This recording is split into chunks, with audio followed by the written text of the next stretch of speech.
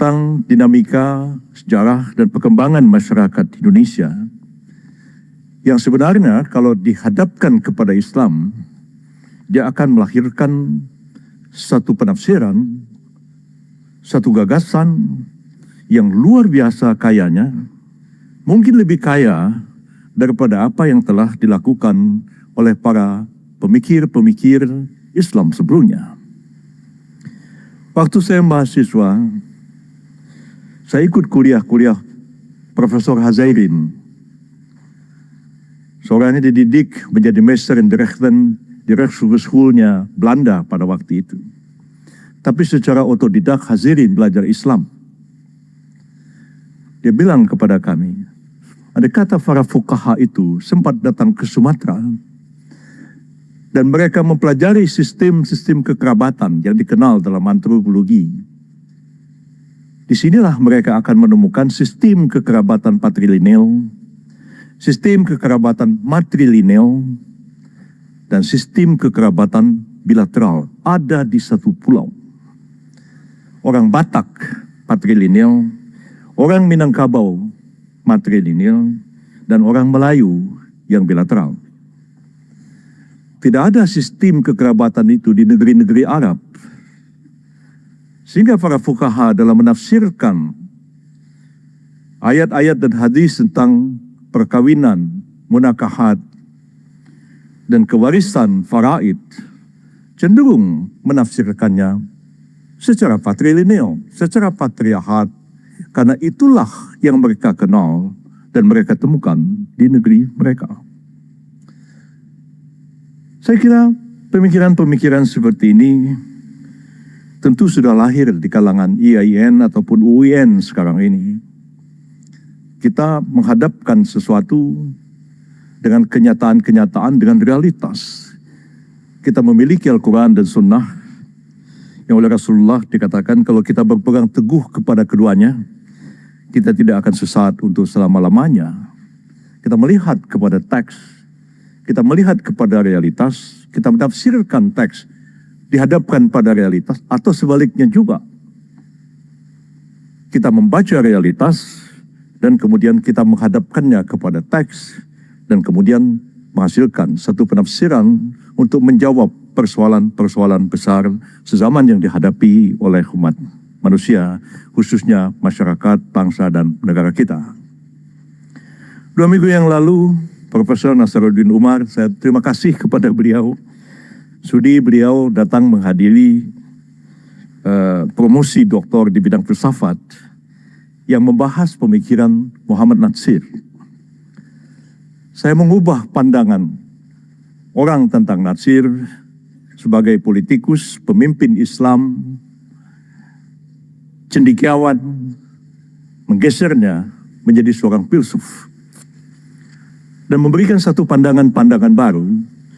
Sedikit saya ingin kemukakan di sini 2 hal yang dikemukakan Natsir yang sangat relevan dengan perkembangan masyarakat kita sekarang. Dia polemik dengan Soekarno, dia menolak sekularisme. Dalam saat yang sama dia menolak teokrasi. Dan itu pikirannya berevolusi sampai akhirnya pada tahun 1997 di sidang-sidang konstituante dia mengemukakan gagasan tentang teistik demokrasi. Bukan negara Islam formal, bukan juga Pancasila yang ditafsirkan secara sekuler, tetapi negara demokrasi yang didasarkan atas prinsip-prinsip ketuhanan. Saya kira apa yang dipikirkan Natsir itu mungkin ada relevansinya dengan perkembangan sekarang dan ada relevansinya dengan tugas-tugas yang diemban oleh Profesor Nasaruddin Umar sekarang. Tidak banyak intelektual menjadi birokrat dan kemudian katakanlah menjadi politisi. Pak Nasaruddin Umar pernah menjadi Dirjen Bimas Islam, kemudian Wakil Menteri Agama, dan sekarang beliau Menteri Agama. Kementerian Agama sekarang sudah dipecah-pecah, ya. Badan Halal sudah lepas dari Kementerian Agama. Dirjen urusan haji lepas dari Kementerian Agama, mungkin orang akan berpikir, wah kalau begitu, ini Kementerian Agama dipreteli kok jadi kecil. Tapi bagi saya justru sebaliknya. Semestinya Kementerian Agama tidak terlalu sibuk mengurusi hal-hal administratif. Ya. Ngurusin haji, ini banyak administratif. Ya. Mengurusi halal haram, lebih banyak administratif. Karena memfatwakan mana yang halal, mana yang haram, mungkin adalah kewenangannya Majelis Ulama atau Mufti kalau ada. Tapi Kementerian Agama hanya mengadministrasikan, melakukan pengecekan, menerbitkan sertifikasi halal atau haram, atau halal saja. Sebab kita ini hanya ada halal, tidak ada haramnya. Jadi label halal atau label haram. Ya, kadang-kadang saya pikir apa nggak terbalik ini. Ya.